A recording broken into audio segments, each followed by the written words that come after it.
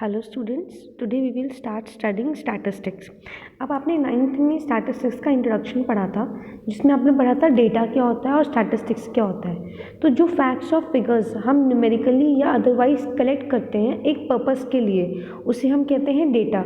अब जब हम इस डेटा से एक इन्फॉर्मेशन एक्सट्रैक्ट करते हैं जो हमें काम आए, एक मीनिंगफुल इन्फॉर्मेशन, तो उस ब्रांच को हम कहते हैं मैथमेटिक्स की स्टैटिस्टिक्स। अब जो हम डेटा कलेक्ट करते हैं, डेटा को सारा हम अरेंज करते हैं, उसके बाद हम डेटा को रिप्रेजेंट करते हैं। डेटा में भी दो टाइप होता है आपका, एक होता है आपका प्राइमरी डेटा, एक होता है सेकेंडरी डेटा। मैंने क्लास के स्टूडेंट्स को बोला सब बच्चों का वेट, एक मैंने बच्चे को काम दिया कि आपको सारी क्लास में जितने बच्चे हैं उनका वेट नोट करना है।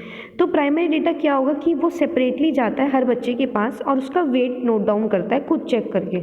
सेकेंडरी डेटा क्या होगा कि वो स्कूल के प्रीवियस क्लास के रिकॉर्ड लेता है और उसी को एज इट इज़ मुझे दे दे, तो वो होगा सेकेंडरी डेटा, क्योंकि उसने वो किसी सोर्स से गैदर करा है। जब आप इन्फॉर्मेशन खुद जाके निकालते हो तो उसे कहते हैं प्राइमरी डेटा, जब आप इन्फॉर्मेशन किसी सोर्स से लेते हो तो उसे हम कहते हैं सेकेंडरी डेटा।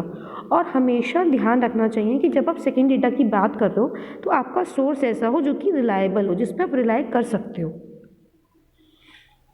अब हम इस चैप्टर में क्या पढ़ेंगे, हमने पढ़ा था डेटा को कैसे हम ग्रुप में कन्वर्ट करते हैं, फिर उसका ग्रुप फ्रीक्वेंसी डिस्ट्रीब्यूशन कैसे बनाते हैं, उसे पिक्टोरली वेरियस ग्राफ के फॉर्म में जैसे bar graph, histograms, frequency polygon में कैसे रिप्रेजेंट करते हैं। अब हम क्या पढ़ेंगे, हम पढ़ेंगे central, also call central tendency, namely mean median mode. तो हम इस चैप्टर में पढ़ेंगे मीन मीडियन मोड, और हम ये पढ़ेंगे that how we can extend the study of these three measures, that is mean, median and mode, from ungrouped data to that of grouped data। मतलब ungrouped data की कैसे निकालें और फिर ग्रुप डेटा की कैसे निकालें। अब जैसे सपोज अगर मैं बात करती हूँ कि मीन की, अगर मैं बात करूँ तो मीन का फॉर्मूला क्या होगा। जब आप ग्रुप्ड डेटा की बात करो तो ग्रुप डेटा में फॉर्मूला होता है मीन का submission xi fi upon submission fi। F I क्या है, frequency of the ith observation xi, मतलब xi जो आपकी ऑब्जर्वेशन है उनकी फ्रीक्वेंसी का सम। xi क्या है आपकी ऑब्जर्वेशन, fi क्या है फ्रीक्वेंसी, और सबमिशन fi का मतलब हो गया ith ऑब्जर्वेशन, मतलब फ्रीक्वेंसी ऑफ ith ऑब्जर्वेशन। कौन सी ऑब्जर्वेशन, xi की। अब ग्रुप्ड डेटा में आपके इंटरवल होते हैं, तो आप क्या निकालते हो, क्लास मार्क। क्लास मार्क कैसे निकलता है, upper class limit plus lower class limit upon 2। अब इस मीन को फाइंड आउट करने के बहुत तरीके होते हैं। देखो सबमिशन एफ आई एक्स आई आप कैसे करोगे, सपोज जैसे यहाँ पर आपको मार्क्स ऑब्टेन दे रखा है, ये हो गया अनग्रुप्ड डेटा। तो अनग्रुप्ड डेटा में तो आप ये फॉर्मूला निकाल लोगे कि मीन का क्या फॉर्मूला हो गया, submission x I F I upon submission F I. आप यहाँ पे आपकी चॉइस है, आप एक्स आई एफ आई लिखो चाहे एफ आई एक्स आई लिखो, और आई वेरीज फ्रॉम 1 to n, मतलब कोई n वैल्यू तक जा रहा है। जैसे यहाँ पर आप देखो मार्क्स ऑब्टेन और नंबर ऑफ स्टूडेंट्स, तो ये तो हो गए आपकी एक्स आई और ये आपका सारा हो गया एफ आई। तो आपने हर किसी का प्रोडक्ट निकाला, यहाँ पर देखो एफ आई एक्स आई सबका करा, और फिर आपने लास्ट में क्या करा, एफ आई का सम करा, और यहाँ पर एफ आई एक्स आई का, तो ये आपको मीन देगा। ऐसा क्यों हुआ, अगर मैं बात कर रही हूँ क्लास में 10 स्टूडेंट्स के मार्क्स की और मुझे मीन मार्क निकालना है, तो मीन मार्क कैसे आएगा कि मैं उन 10 स्टूडेंट्स के मार्क्स को ऐड करूँ और डिवाइड बाय 10 कर दूँ, वही तरीका होता है। यहाँ पर भी तो हमने यही करा, सब बच्चों के मार्क्स थे और फ्रीक्वेंसी दे रखी थी। अब इंस्टेड जैसे 36 3 टाइम रिपीट हो रहा है, तो 36 को 3 बार ऐड ना करके हमने क्या किया, 36 को 3 से मल्टीप्लाई कर दिया। ऐसे 40 को 4 टाइम्स ऐड ना करके हमने 40 को 4 से मल्टीप्लाई करा। तो इससे क्या हो गया, हमारा ये रिजल्ट, देखो एफ आई एक्स आई जो एक्चुअली में हुआ है वो कुछ नहीं है, वो मार्क्स ऑब्टेन्ड का सम ही है। बस बात इतनी है कि जैसे आप मार्क्स ऑब्टेन्ड का सम लिखते हो तो आप क्या लिखते हैं 10, फिर अगली बार एक बच्चे का 20 है, फिर 36 3 बच्चे का, तो आप क्या लिखते हैं 36 plus 36 plus 36 and so on, जितने बच्चों के आगे आगे जो मार्क्स आते रहते हैं। अब instead of this 36 plus 36 plus 36 करा क्या गया कि 108 लिख दिया, ऐसे 36 इंटू 3 करके। तो बस ये फ़र्क पड़ता है एफ आई एक्स आई करने का अनग्रुप्ड डेटा में। तो अब मीन कैसे आ गया, मीन आपने एक्स बार निकाला, mean of x submission F i x i upon submission F I. इससे अब ये तो हो गया हमारा ग्रुप्ड डेटा का बात करेंगे अब हम। ये तो था अनग्रुप्ड का कि जिसमें आपने ग्रुपिंग नहीं कर रही। व्हाट अबाउट जब हमने ग्रुपिंग कर रखी है? ग्रुपिंग कैसे हो गई भाई? 10 से 25, 25 से 40, 40 से 45, हमने ये ग्रुपिंग कर दी। अब हमने इनके ग्रुप बना लिए, तो 10 से 25 में 10 मार्क्स वाला तो इंक्लूड होगा, 25 वाला इंक्लूड नहीं होगा। अब क्या किया जाए? अब आप निकालोगे क्लास मार्क। क्लास मार्क कैसे आएगा? Upper class limit plus lower class limit upon 2। अब हम क्या करेंगे? That frequency of each class interval is centred around this mid point. मतलब जो फ्रीक्वेंसी है आपकी किसकी? क्लास इंटरवल की, वो उसके मिड पॉइंट पे है। तो पूरा इंटरवल ना लेकर हम क्या करेंगे? उसका मिड पॉइंट ले लेंगे। तो मतलब क्या, देखो हमने लिया class interval, number of students, फिर लिया class mark. Class mark x i, वो हमने कैसे कैलकुलेट करा? Upper limit plus lower limit upon 2 करके हमने क्या कैलकुलेट करा? Class mark. पहला क्लास मार्क आया हमारा क्या? 10 plus 25 upon 2। Similarly we'll find out the class interval, remaining class interval. अब क्लास मार्क हमारा क्या है? X i. Now in general for the ith class interval we have frequency f i corresponding to class mark x i. अब देखो हमने, अगर आप second का निकालोगे तो क्या आएगा? 25 प्लस 40 अपॉन 2, तो कितना हो जाएगा ये? 65 अपॉन 2। तो अब आप जैसे एफ आई एक्स आई कर रहे थे, अब आप जो एक्स आई है वो आपको डायरेक्ट नहीं दे रखा, वो आप क्लास मार्क के थ्रू कैलकुलेट करोगे। ठीक है, इसे हम कहते हैं डायरेक्ट मेथड। तो बहुत सारे मेथड है मीन को फाइंड करने के लिए। एक तो आ गया आपका सबसे पहले डायरेक्ट मेथड। डायरेक्ट मेथड में आपने क्या करा? ये सारे मेथड आपके ग्रुप्ड डेटा के लिए। डायरेक्ट मेथड में कुछ नहीं है, आपने क्लास इंटरवल में जो हम नॉर्मल एक्सआई लेते थे अनग्रुप डेटा के लिए, अब वो एक्सआई आप खुद फाइंड कर रहे हो और उसे हम कह रहे हैं क्लास मार्क। वो कैसे आएगा? Upper class limit plus lower class limit upon 2 करके। अब इस डाटा का काम खत्म हो जाता है जब आप एक्सआई निकाले। तो अब क्या करोगे आप? एफ आई इंटू एक्सआई, सबका सम और सबमिशन एफ आई डिवाइड कर दोगे तो आपके पास मीन आ जाएगा। ये हो गया आपका डायरेक्ट मेथड। अब देखो क्या होता है कि we observe the table 14.1 and 14.2 are using the same data and employing the same formula for collection of the mean, but the result obtained a different result। देखो डिफरेंट कैसे है। अब हमारा इसमें रिजल्ट आया 62 और ऊपर जो हमने आंसर निकाला था उसमें आया था 59.3 मीन मार्क्स जो आए थे, यानी कि आंसर अलग अलग आ रहे हैं। The difference in the two values is because of the mid point assumption. जो हमने यहाँ पे मिड पॉइंट अज्यूम करा है ना, ये बीच का, इसके डिफरेंस जो आ रहा है, जो हम पहले ले रहे थे वो क्या था? एक डायरेक्ट नंबर। उसी के डिफरेंस, उसी के चेंज की वजह से हमारा जो मीन आ रहा है उसकी वैल्यू थोड़ी सी डिफरेंट आ रही है। अब क्या होता है? Sometimes the numerical value of x I and F I R large, finding the product of x I and F I becomes tedious and time consuming. अब देखो यहाँ पर देखो एक्स आई एफ आई, देखो यहाँ पे 92.5 है। सपोज यहाँ एफ आई बहुत ज़्यादा होता, लेट्स से 21 होता, तो आपको उसका प्रोडक्ट निकालने में प्रॉब्लम आती। अब हम क्या करते हैं? इस टाइम को बचाने के लिए हम क्या करते हैं?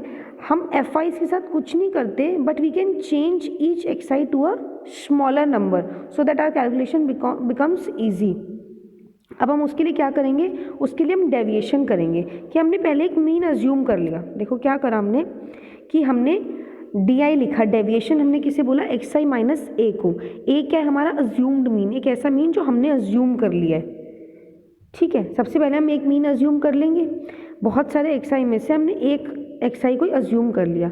अब हम क्या करेंगे? हमने कोई और अप्रॉक्सीमेटली कोशिश करनी चाहिए कि जो बीच में कोई वैल्यू आ रही है आप उससे लो। जैसे यहाँ पर 6 वैल्यूज़ हैं, तो 6 में से मैं थर्ड या फोर्थ कोई भी एक वैल्यू लूँगी। सपोज यहाँ पे ले लिया 47.5, तो 47.5 क्या हो गया? Assume mean. अब आप डी आई कैलकुलेट करोगे। डी आई क्या आएगा? एक्स आई माइनस ए। ए है आपका अज्यूम्ड मीन। अब इससे होता क्या है? इससे जैसे आपके 0.5 के नंबर्स थे, जब आपने सब्ट्रैक्ट कर दिया तो वो एक नॉर्मल से नंबर आ गए और उससे हो गया क्या कि आपकी कैलकुलेशन थोड़ी आसान हो जाएगी। अब आपने डी आई निकाला, एफ आई डी आई निकाला। फिर अब इंस्टेंट देखो हमने डायरेक्ट मेथड में क्या किया था? हमने किया था एफ आई एक्स आई। अब हमने अज्यूम्ड मीन के मेथड में क्या करा? F I D I. अब देखो, अब मीन ऑफ डेविएशन आएगा, मीन ऑफ एक्स नहीं आएगा, क्योंकि अब आप F I D I upon जब एफ आई करोगे तो मीन ऑफ डेविएशन आएगा। तो mean of deviation equal to क्या हो गया? Submission of F I D I upon F आई। अब यहाँ से आप एक्स का मीन तक पहुँचोगे कैसे? वो स्टेप्स देखो। मीन डेविएशन आपका आ गया था d bar equal to summation of F I D I upon submission F i. और एक्चुअली में डी आई क्या था? X i minus a. तो आप क्या लिख सकते हो? Summation of F i bracket में x i minus a upon submission F I. अब देखो मल्टीप्लाई करोगे क्या आएगा, summation of F i x i upon submission F i minus summation of F i a upon submission F I. अच्छा देखो यहाँ पर एफ आई एक्स आई के सबमिशन को तो हम इसको क्या बोलते हैं, हम इसको ही तो बोलते हैं मीन ऑफ एक्स। तो अब आप क्या करोगे, आप यहाँ पर submission of F i x i upon submission F I, इसकी जगह आप क्या लिख सकते हो, मीन ऑफ एक्स यानी कि एक्स पे बार, और जब बात आती है सबमिशन एफ आई ए की, तो एफ आई तो चेंज हो रहा है लेकिन ए थोड़ी चेंज हो रहा है, ए तो हमेशा वही एक वैल्यू है जो अज्यूम करी थी आपने खुद। तो यानी कि ए को आप सबमिशन के बिना भी लिखोगे तब भी कोई फर्क नहीं पड़ेगा, क्योंकि अगर आप सारे एफ में अलग अलग ए को मल्टीप्लाई करो फिर ऐड कर दो, चाहे सारे एफ को ऐड करके फिर ए से मल्टीप्लाई कर दो, क्योंकि ए तो हर टर्म के पास कॉमन है। तो इसलिए आप क्या लिख सकते हो, आप X bar equal to A, sorry equal to नहीं आएगा, बीच में माइनस का साइन आएगा, minus A submission F I upon submission F I equal to क्या है आपका डेविएशन का मीन।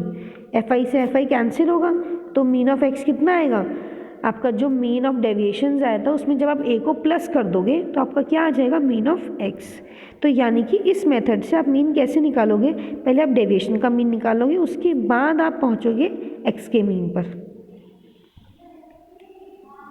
अब जब आप इसमें वैल्यू निकालोगे तो क्या आई है 62। अब हम इस मेथड को कहते हैं अज्यूम्ड मीन मेथड, क्योंकि आप इसमें एक मीन अज्यूम करते हो। देखो दोनों में डिफरेंस समझो, हमने दोनों में डिफरेंस क्या किया कि जब डायरेक्ट मेथड की बात आई तो आपने क्या करा, इंटरवल्स लिखे, इंटरवल लिखे, उसके बाद आपने यहाँ पे फ्रीक्वेंसी लिखी, ठीक है, उसके बाद यहाँ पे आपने एक्स आई लिखा। एक्स आई आपका क्या हो गया, एक्स आई आपका आया अपर limit plus lower limit upon 2 करके, ठीक है, हर क्लास इंटरवल का आ गया वो। उसके बाद आपने क्या किया, F i x i upon submission F I, सारे एफ आई एक्स आई को ऐड करा, फिर सारे एफ आई को ऐड करा। अब ये आपने कहा एक्स आई था, इसमें वो क्या था, क्लास मार्क था, ये हो गया डायरेक्ट मेथड। इसमें आपके पास डायरेक्ट एक्स का मीन आया, डायरेक्ट ऑब्जर्वेशन का मीन आया आपके पास। जब हम बात करते हैं अज्यूम्ड मीन मेथड की, या फिर आप पहले आप बात करो डेविएशन मेथड की, देखो ये तो आपका था डायरेक्ट मेथड कि आपने लिया एक क्लास मार्क निकाला और उससे आपने मीन निकाल लिया। अब आ जाओ डेविएशन वाले मेथड। डेविएशन वाले मेथड में क्या करना है, आपने एक मीन अज्यूम करना है, कोई भी एक बीच की वैल्यू ले लो एक्स आई की, उससे आप मीन मान लो अपना, ठीक है। अब उसके बाद अब आप निकालोगे ए आई, वो क्या आएगा x i minus D I, जो आप निकालोगे डेविएशन, डेविएशन मतलब कितना वो डेविएट हुआ है, वो कैसे आएगा, x i minus assumed mean method. उसके बाद तो जो आपका मीन आएगा वो आएगा आपका मीन ऑफ डेविएशन, कैसे, submission F I D I upon submission F i. और जब आप यहाँ से मीन ऑफ एक्स पे पहुँचोगे तो वो आपका आएगा mean of x assumed mean plus mean of deviation. ये हो गया आपका अज्यूम्ड मीन मेथड, जिसमें आप एक मीन अज्यूम करके चल रहे हो कि भाई ये मीन कितना होगा। अब आपके पास एक और मेथड आता है जिसे हम कहते हैं step deviation method. Step deviation method वैसे तो आपके सिलेबस से हट चुका है, बट मैं आपको ये एक्सप्लेन कर रही हूँ ताकि आपको कहीं पर भी इसका यूज़ हो तो आप उसे यूज़ कर सको। देखो यहाँ तक तो वो सेम ही है, अज्यूम्ड मीन के मेथड तक तो वो सेम है, बस अब इसमें एक और टर्म आ गई यू आई, वो आप कैलकुलेट करोगे, ठीक है। एच क्या है, क्लास साइज, क्लास साइज आपका कैसे आएगा, upper limit minus lower limit करके, वो आपका हर क्लास इंटरवल के लिए सेम होगा। अब आपको यू आई में क्या करना है, यू आई का फॉर्मूला हो जाएगा डी आई अपॉन ए। पहले आपने सिर्फ एक्स आई को पिक्चर में लिया तो एफ आई एक्स आई करा, फिर आपने अज्यूम्ड मीन में आपने एक मीन अज्यूम करा और आपने डेविएशन का मीन निकाला। अब आपने उसमें एक और कैलकुलेशन को सिंपल करने के लिए उसे एच से भी डिवाइड कर दिया, एच से डिवाइड कर दिया और वैल्यूज छोटी हो गई। अब आपका जो मीन आएगा वो किसका आएगा, mean of you. Mean of you कितना आएगा आपका, submission F i u i upon submission F I. अब आपको इससे पहुंचना है मीन ऑफ एक्स तक, तो वो भी स्टेप्स आपके ऐसे ही होंगे। यू आई का फॉर्मूला क्या था, x i minus a upon H. तो अब यू बार के लिए आप क्या लिखोगे, मीन ऑफ यू के लिए सब्मिशन एफ आई, यू आई था, यू आई की जगह आपने क्या लिख दिया, x i minus a upon H, और पूरा इसके नीचे क्या लिख दिया, सबमिशन एफ आई।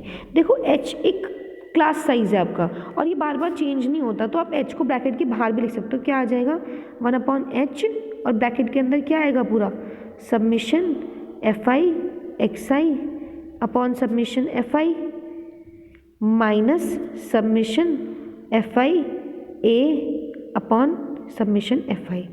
ए तो आप बाहर निकाल सकते हो, तो ये क्या आ जाएगा 1 अपॉन एच, ये हो गया मीन ऑफ एक्स माइनस ए, और ये किसके इक्वल था, यू बार के, यानी कि मीन ऑफ यू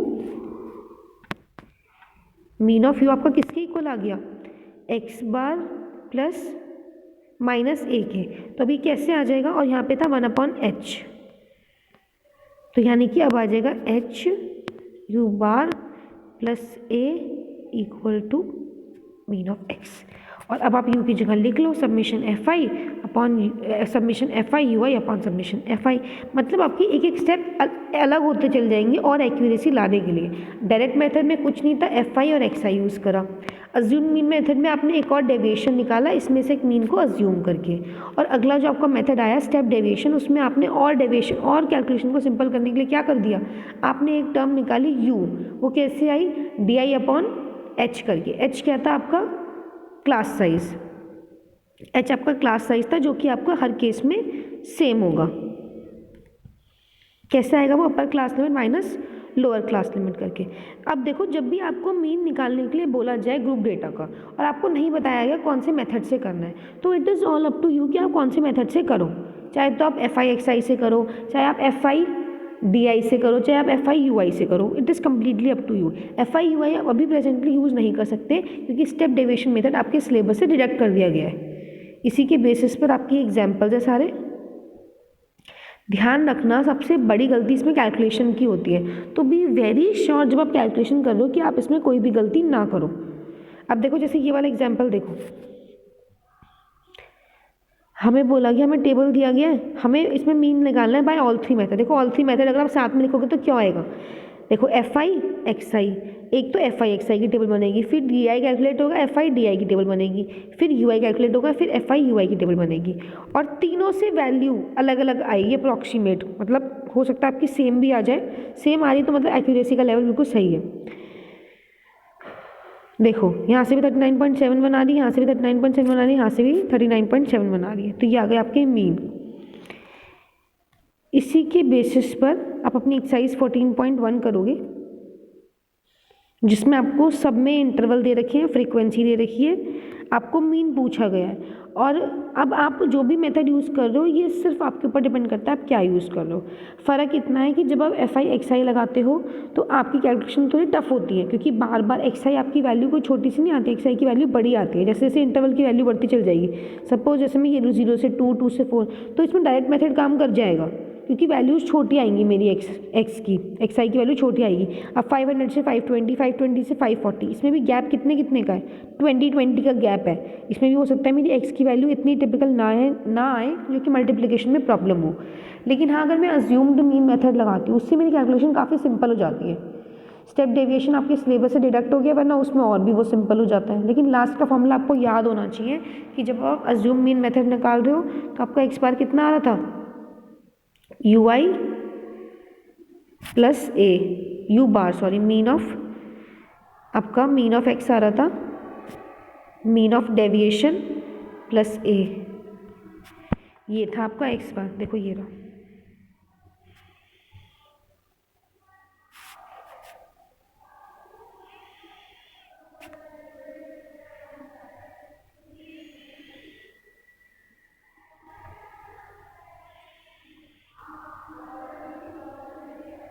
ये रहा आपका। और जब आप लगा रहे थे स्टेप डेविएशन तो था एच यू बार प्लस ए, ये रहा। तो ये आपको याद होना चाहिए कि आपको निकालना हमेशा मीन ऑफ एक्स ही है। इसी के बेसिस पर अपनी 14.1 एक्सरसाइज आप सॉल्व करोगे। जिस भी क्वेश्चन में आपको डाउट आए, just put down in the comment section, I will solve it for you.